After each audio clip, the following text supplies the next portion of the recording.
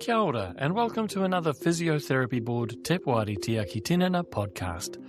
This episode is on the subject of cultural safety, competence and responsiveness, and features board professional advisor Maarama Davis in conversation with physiotherapist, academic and lecturer Hine-ngaro Tuterangiwhiu and Jill Caldwell, senior lecturer currently holding academic leadership roles within the Physiotherapy Department and School of Allied Health at Auckland University of Technology.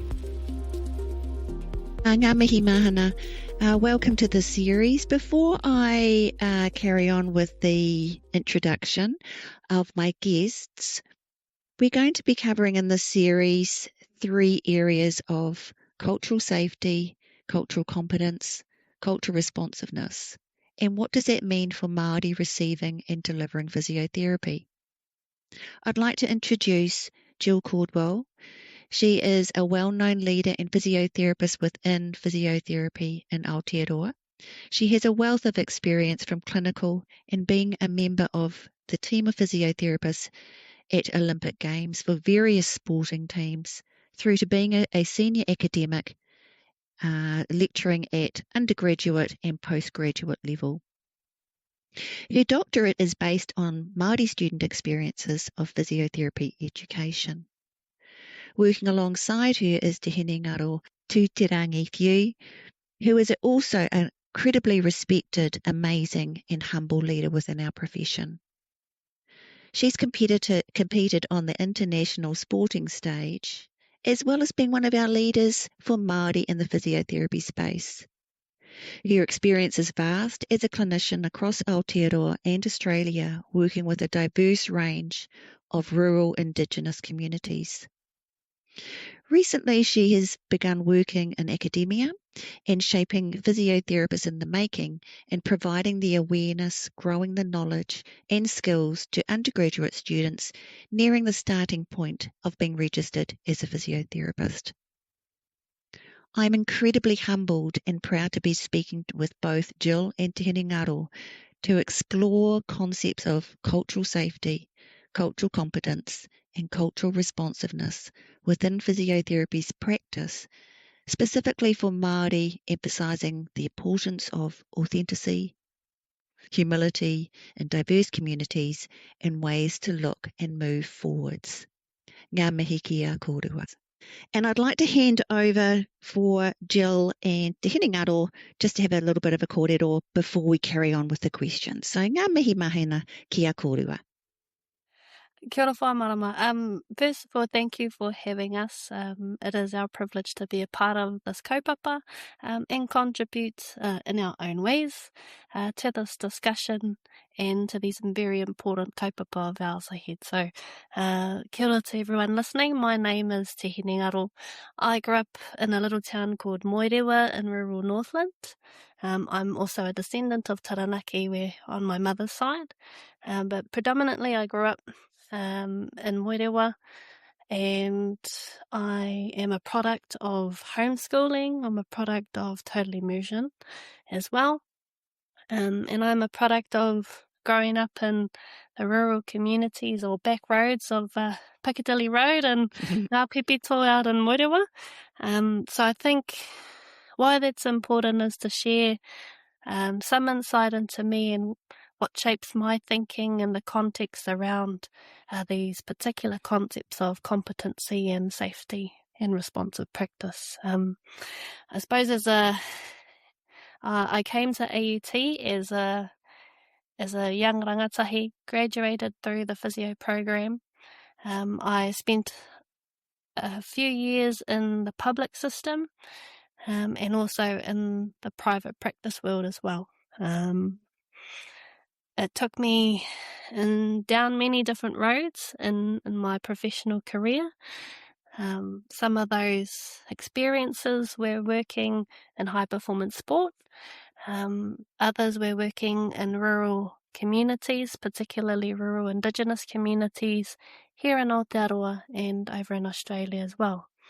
And indeed, I've come back to join the academic team and contribute, hopefully in meaningful ways, to the next generation of practitioners. And I'm very passionate and excited about this journey ahead. Oh, kia ora. Kia ora koutou. Thank you, Marama, for having me speak with you today and to share my thoughts.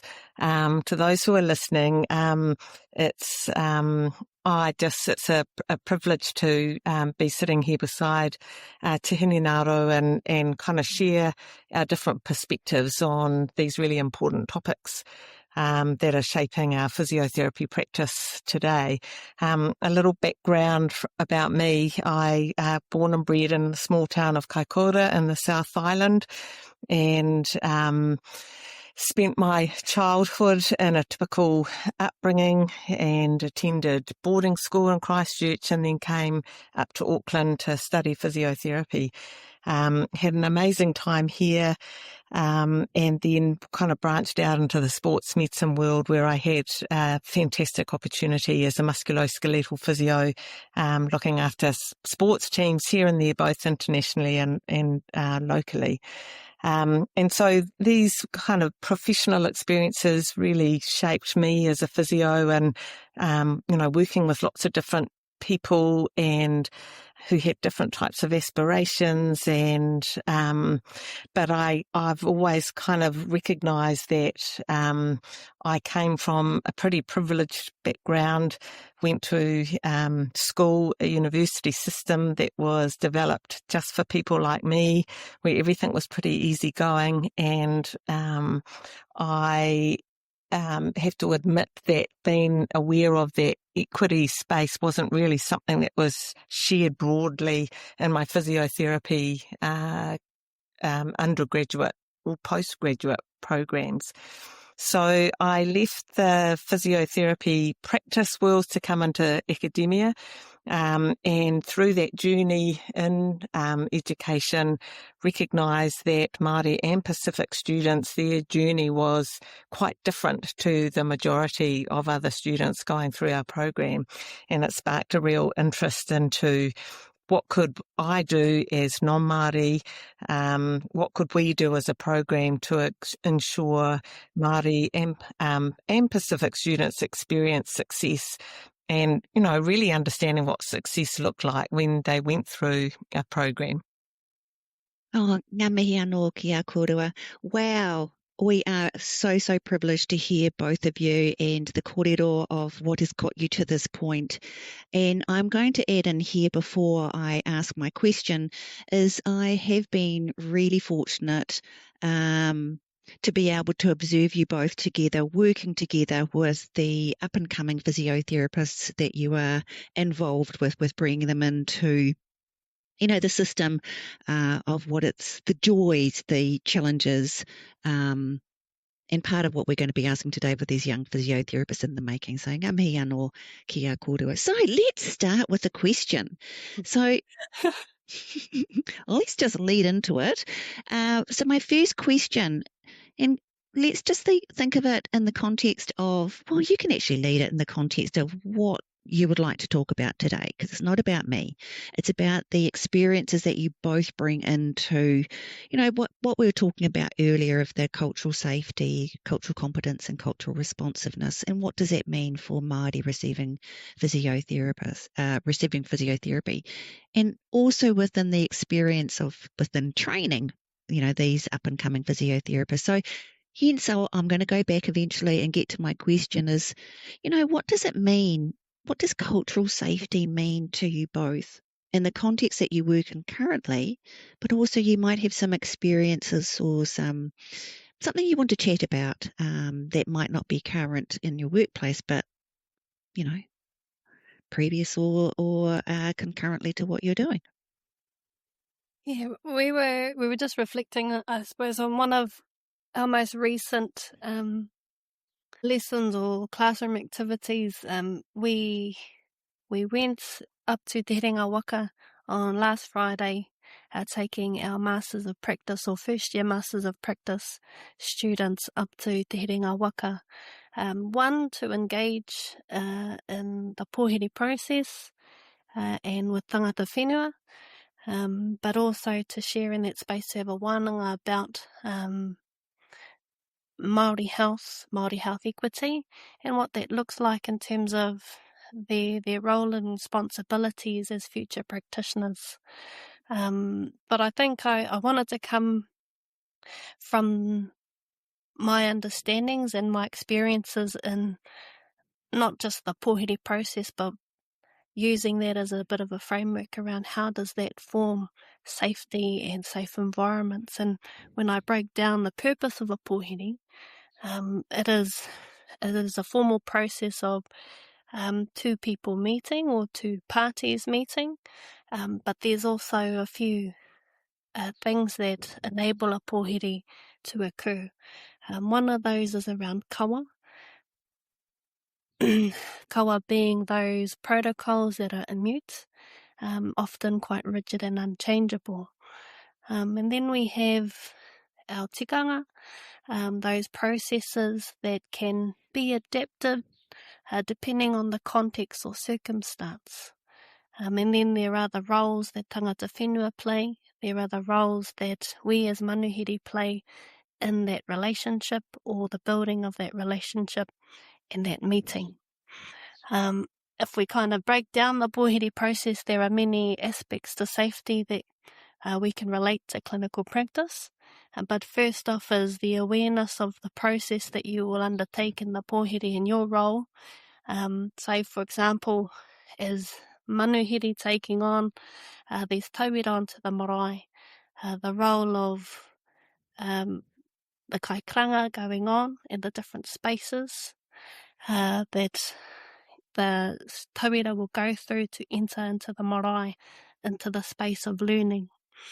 In the pōhiri process, there are different layers.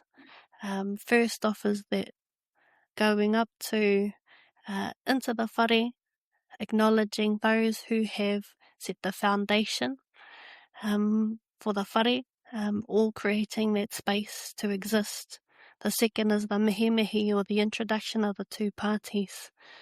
And in that exchange, there is a formal process in which is undertaken, and that's almost like a sussing out of the two parties. Is it safe to actually exchange information? Is there a time and place where certain things can be said or not? And the next part that allows for the next part, which is around whakawhanaungatanga. I reflect on the pōhiri process because it's an integral part of, and it's also one of the most well-known processes to many. But if we look at the lessons, if we look at some of the underlying meanings within the pōhiri process, it allows us to understand that there's actually a process to developing and building safety within an environment. It also depends on particular people to lead those spaces, both tangata whenua and manuhiri in the space. And that allows that trust and reciprocity to be built over time, but you have to allow time and space in order to do that. But you also have to have the right supportive structures in order to do that as well.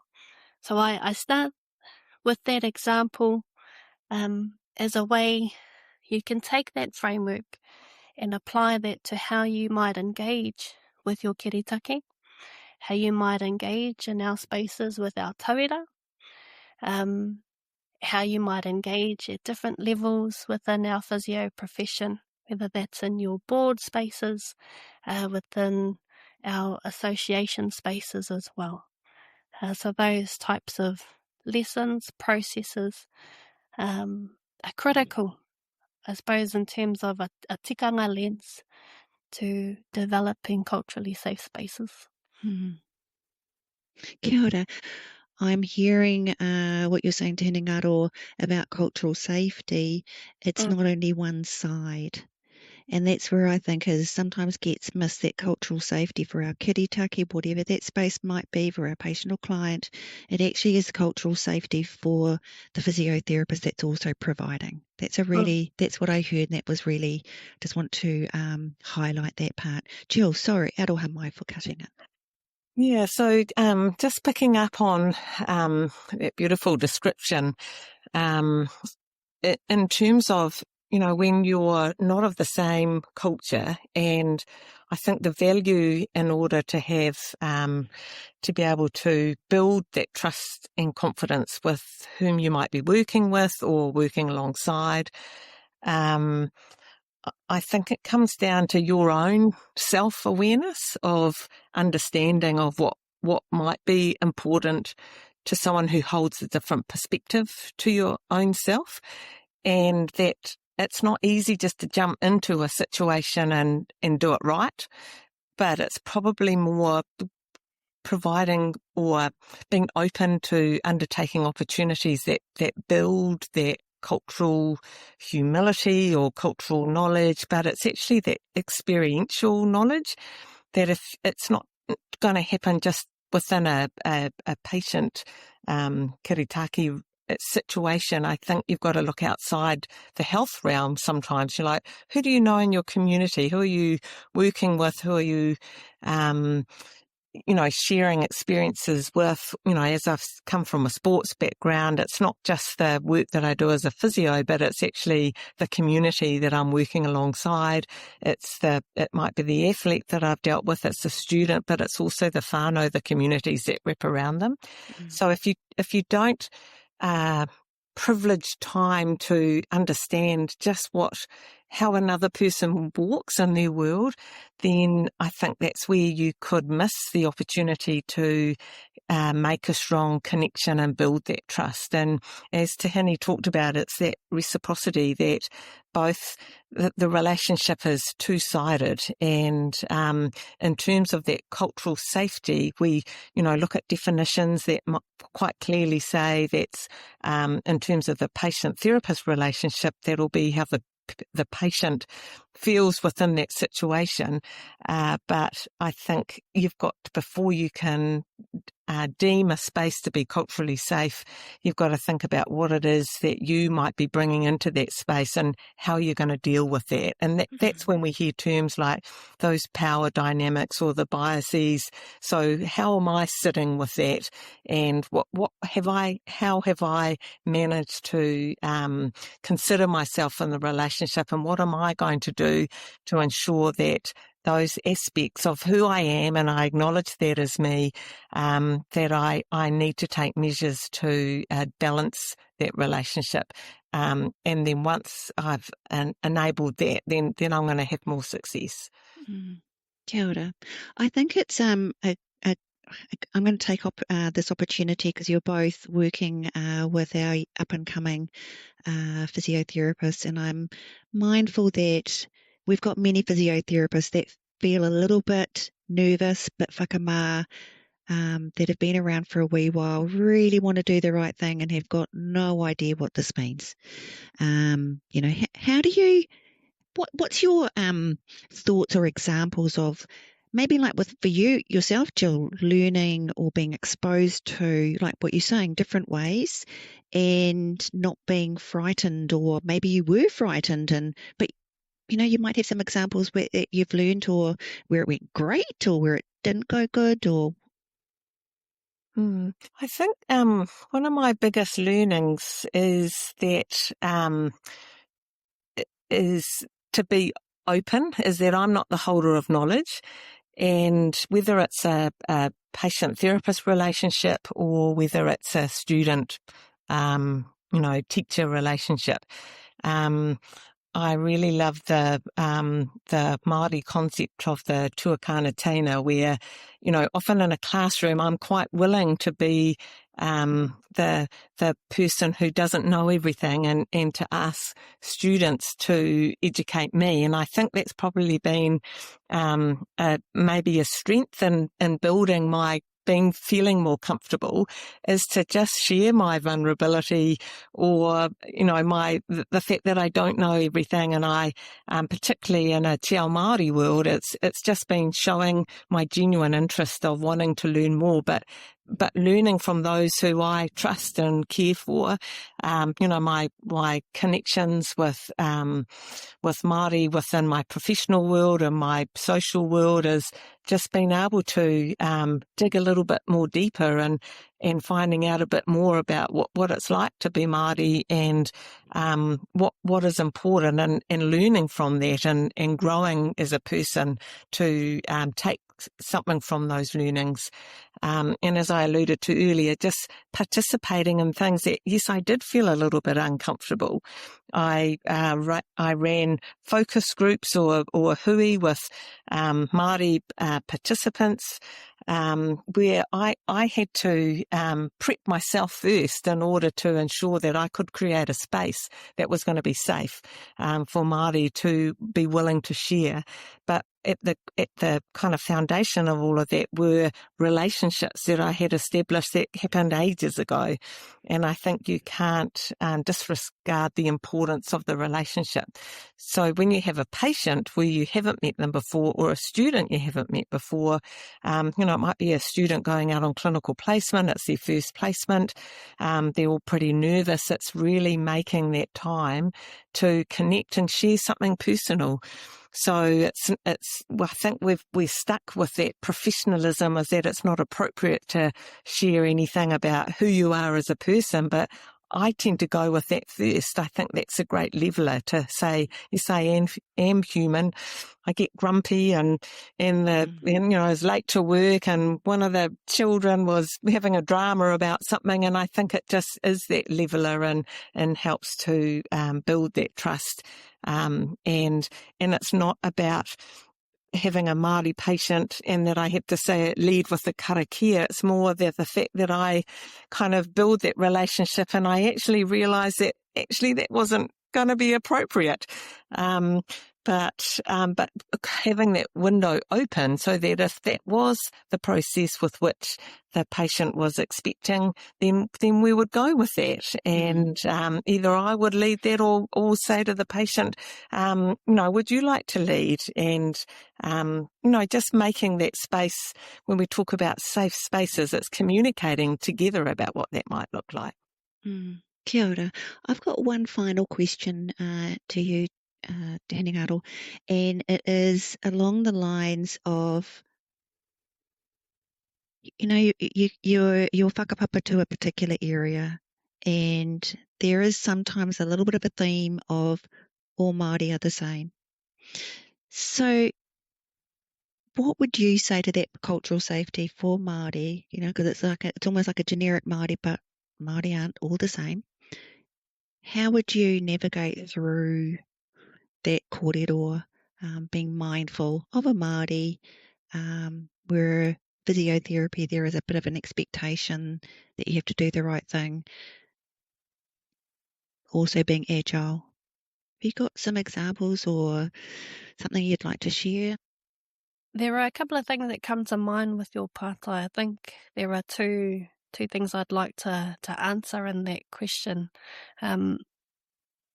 When we have a look at not all Māori practitioners or physios are the same, and not all Māori kiritaki are the same as well.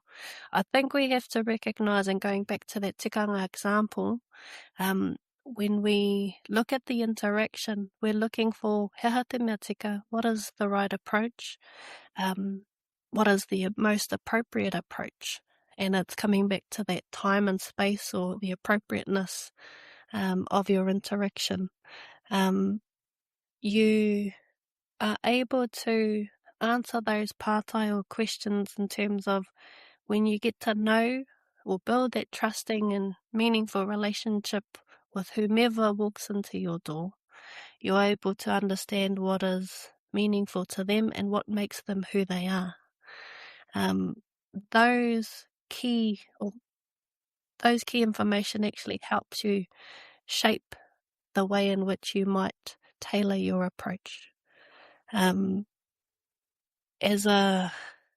we look at the other side, we have to acknowledge that not all Māori physios are exposed.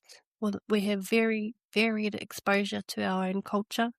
language and traditions.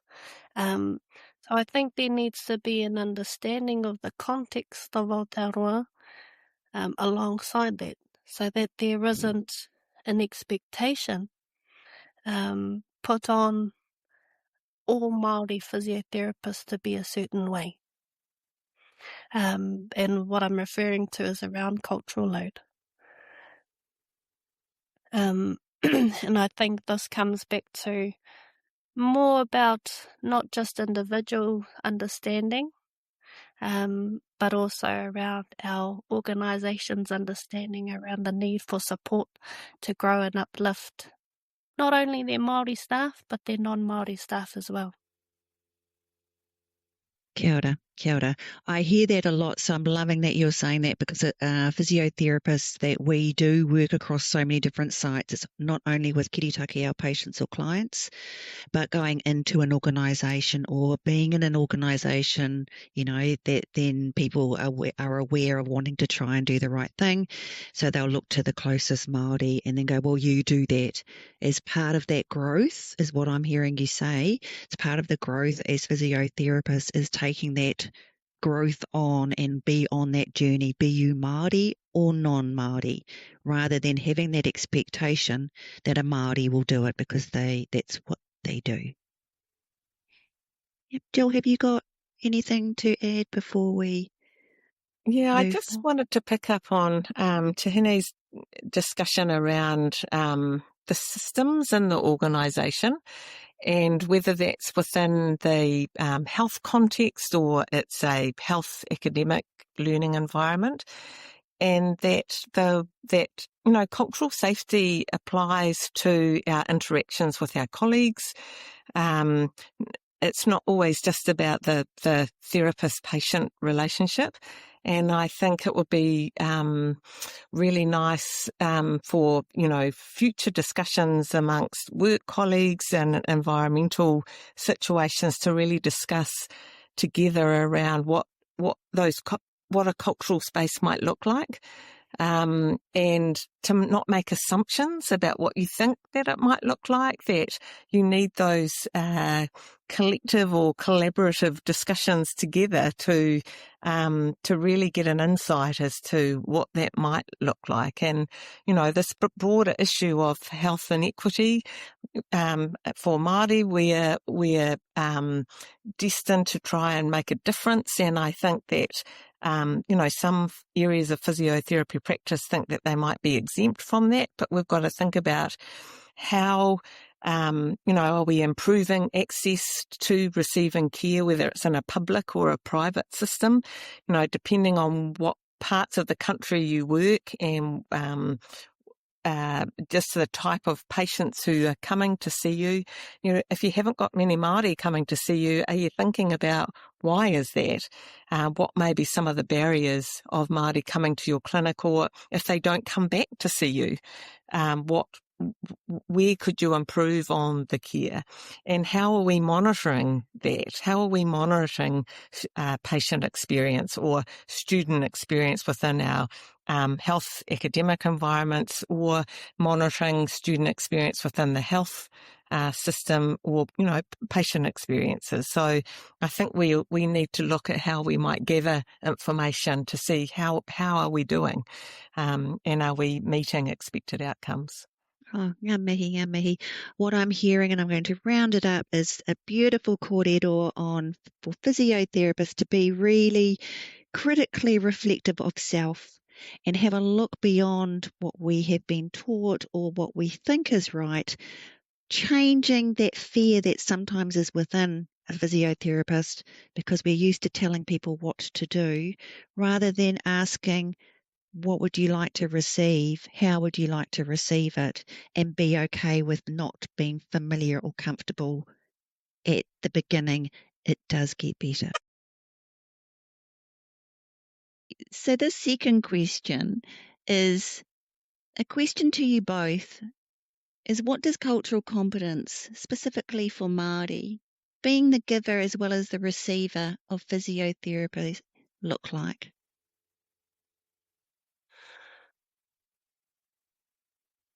I think I might answer this in a few ways because I think there's two sides to your pātai. But I think fundamentally what competency means to me and in my experiences, there are a few key things to competence.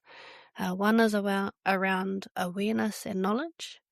The other is around the confidence to apply the change that you either require or that you see as necessary within your mahi, within your interactions, or within your space that you are working in. And when I look at what develops knowledge and awareness, for me, because Te Ao Māori is heavily around lived experiences and practice, that lies at the heart of a lot of the interactions with understanding Māori health, understanding Te Ao Māori, and for me as a practitioner is engaging in some of those lived practices and engaging in those diversifying my experiences so that my awareness grows. I meet certain mentors and knowledge holders that can influence my thinking, that can critique my thinking as well, and they don't necessarily have to live in the health space or the education space. Often they're community leaders, they are knowledge keepers within my own region, and they connect me to the people that I'm trying to serve. So there's a bit of whakawhanaungatanga required in order to develop your support network to grow that awareness and knowledge. I think often we think of competency as a skill, as a framework, but for me, it's actually around the experiences that you have, the people and the knowledge holders that you connect to that help diversify and grow your critical thinking, and also your approaches to practice. And developing those pathways, that knowledge system, that support network grows your confidence. Because I think even in the other way around, if you had good awareness and knowledge, but you didn't have a supportive organisation or environment to actually apply those changes, ka hinga koe, you often, it's a lonely journey, but often you get isolated. And you don't necessarily see the change that you want to see in your practice. Or there are other consequences and outcomes that can occur when you don't have that support network. That might be a bit of a different approach to competency, but for me, those things are fundamental for me as a practitioner. I actually don't think that's a different, well, it probably is deemed as a different approach, but to be able to be successful, I think you're quite right. Having that support, having that network, and being able to make that change or see something happening, it's incredibly powerful. I like what you're saying, is looking at it from a totally different angle. Yeah, kia ora. Chill. Yeah, I think competency or cultural competency has always been seen as the easy thing. It's my thoughts are what I've observed is it's been the tick box part, where you can learn a few strategies and say, yeah, I've been culturally competent because I know these things. I can read up something and learn how to be competent. And as Te Hine-ngaro touched on, it's not just about a skill set you have, but it is the importance of developing your criticality around awareness and that knowledge and attitude, and particularly being non-Māori. If you don't spend the time to keep developing your understanding, then it does come across as being a tick box approach. And I also support Te Hine in terms of building that support network. So for non-Māori, it's so important that you find who the people are who Māori are, who you have a relationship that can help, pull you into line when you're being inappropriate, or teach you lessons of life that can help support you be a better therapist. And so it's like, who are your people? Who are your networks that you're not working alongside to take something from? You're actually thinking about, well, I'm trying to develop my awareness, knowledge, skill set, but there's also things that I can give back within that relationship as well. And I think it's really important to be aware of how that relationship sits, and the importance of when you're trying to grow yourself and be better in those spaces. And I think the other thing about competency to me is, and it probably has some links with safety, but also acknowledging when you aren't the right person to be the carer of that patient, that there is someone else that would be more appropriate.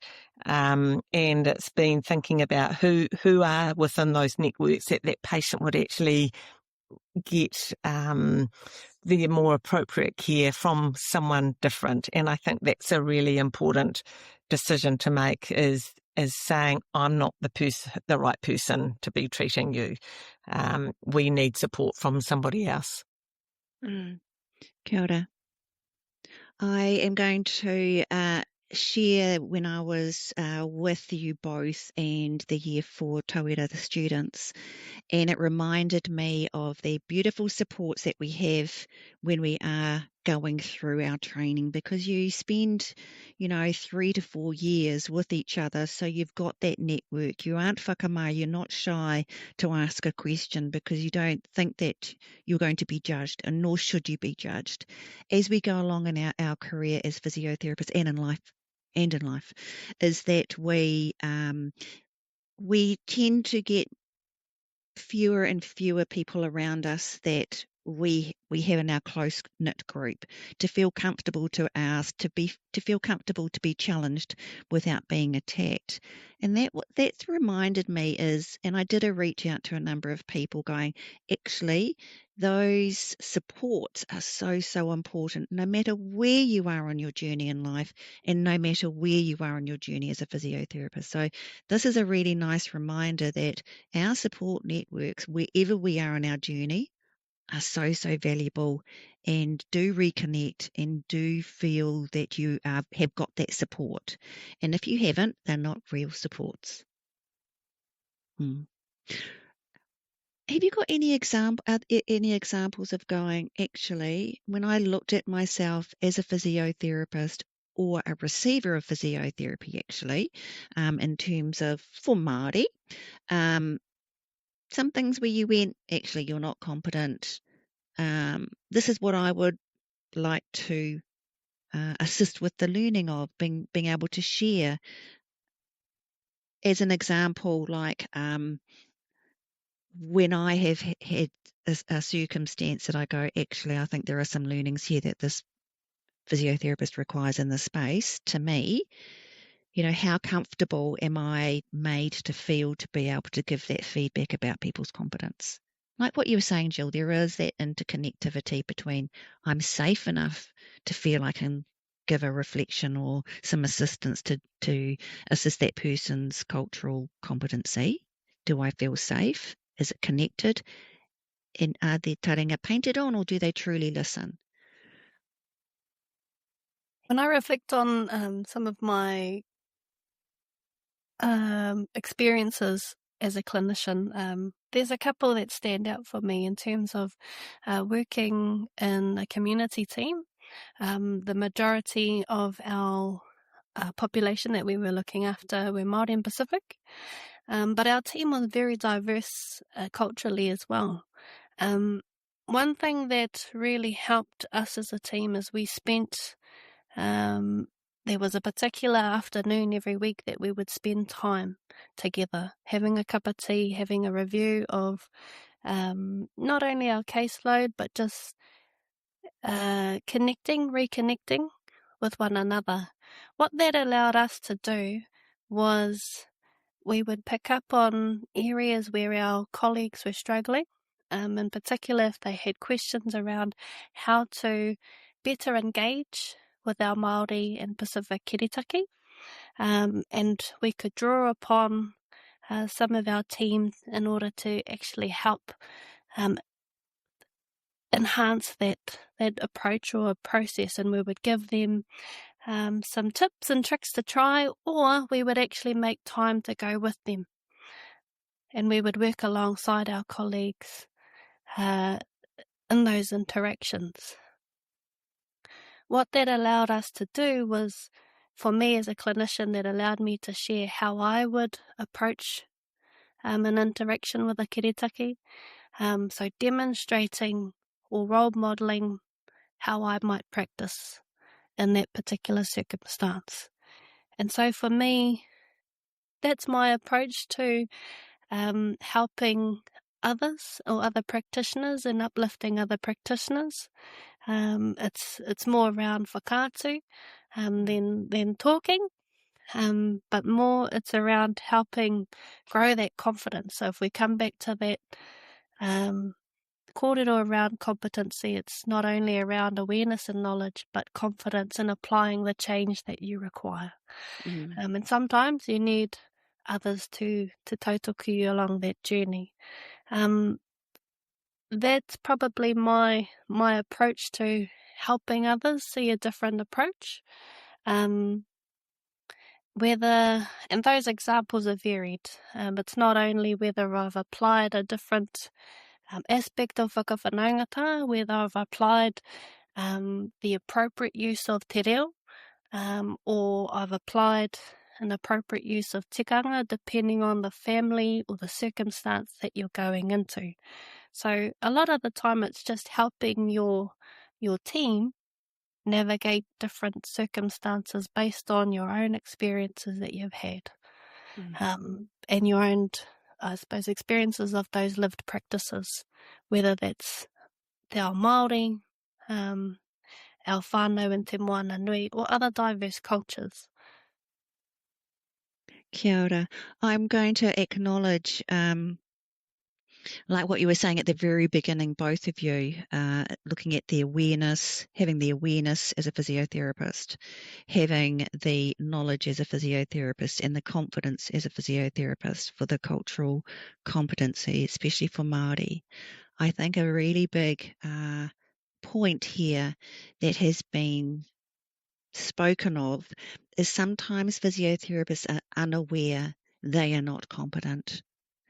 They're doing the tick box and got the skills, but they're not applying it appropriately, or the kiritaki patient client, especially Māori or and diverse really, to what that physiotherapist is not picking up those non-verbal cues with that power imbalance. Kia ora. Jill, have you got, what's your thoughts? My thoughts are that, from a non-Māori perspective, and you may see a non-Māori colleague working in a way that you think isn't quite right, or, as you say, tick box. And I think, there's a real time and place to be courageous and with your colleagues to, in an appropriate way, just to be brave, to have the conversation, to say, I noticed you were doing this, what was your thinking behind that, and why do you think that was important? Or just to kindly but gently kind of identify a situation that might need to be turned around a little bit, just to help with the learning journey. And I think that's probably one of the greatest challenges, is to be able to identify behaviour with your colleagues, and to be, we talk about having courageous conversations around how that could look. But I think that's the importance of building that trust with people that you work with, and so that there can be learnings and reflection of how that might look. Kia ora. So we're looking in that the third area, which they're all interconnected really. So we're on to cultural responsiveness, but being mindful that cultural safety, cultural competence, cultural responsiveness, especially for Māori, they're all interconnected. So the question is, what does cultural responsiveness, specifically for Māori in this instance, look like for you two? When I reflect on that part, we started that around having an awareness, building your knowledge system and knowledge base to shape your thinking as a practitioner, as a member of the communities that you are a part of and serve, in the diverse communities that you serve, as an educator, and really building that support network that allows you to be critical and reflective, but also give you the confidence to apply the changes required in our practice.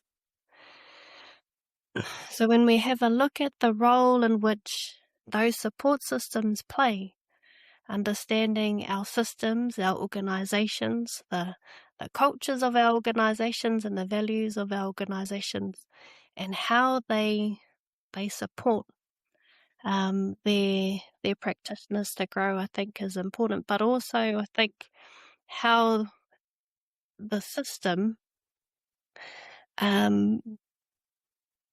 demonstrates the ability to keep their staff safe as well as their kiritaki.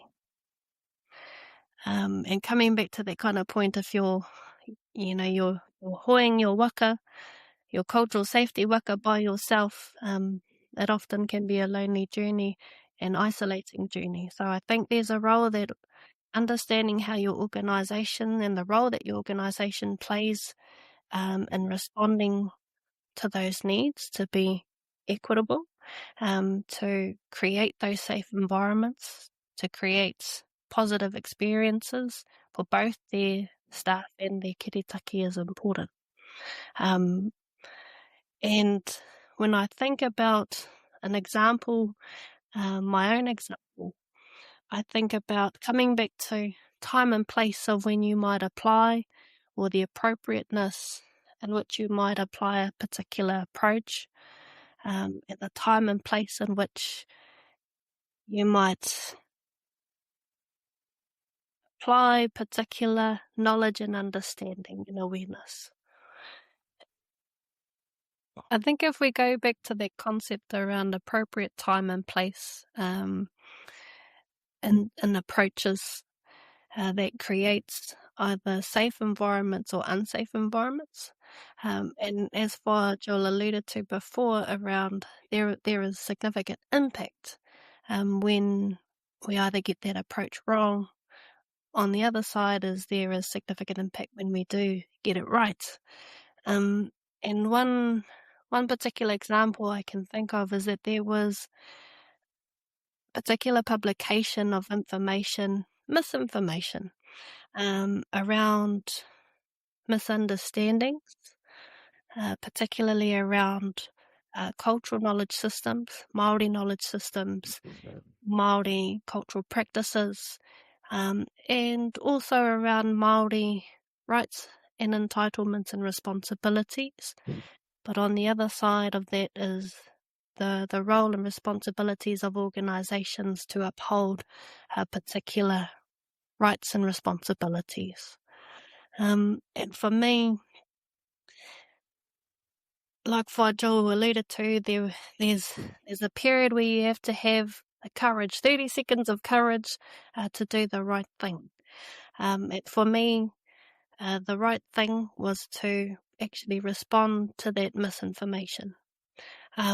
But within my own framework of tikanga is understanding that you need to address the issue, not takahi on the mana of the person. And we see that reflected in the pōhiri process. Up home we have a particular tikanga called tawha, where you get to kind of challenge in a respectful way. So being able to have courageous conversations or courageous responses in order to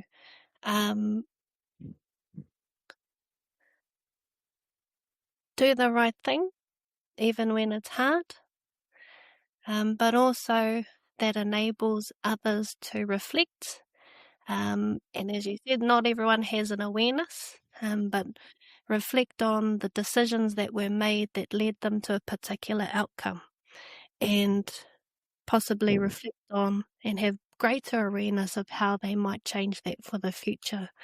So it doesn't necessarily, cultural responsiveness doesn't necessarily always apply between a practitioner and a patient, but can be applied to many of the different realms or levels in our professional practice and organisations.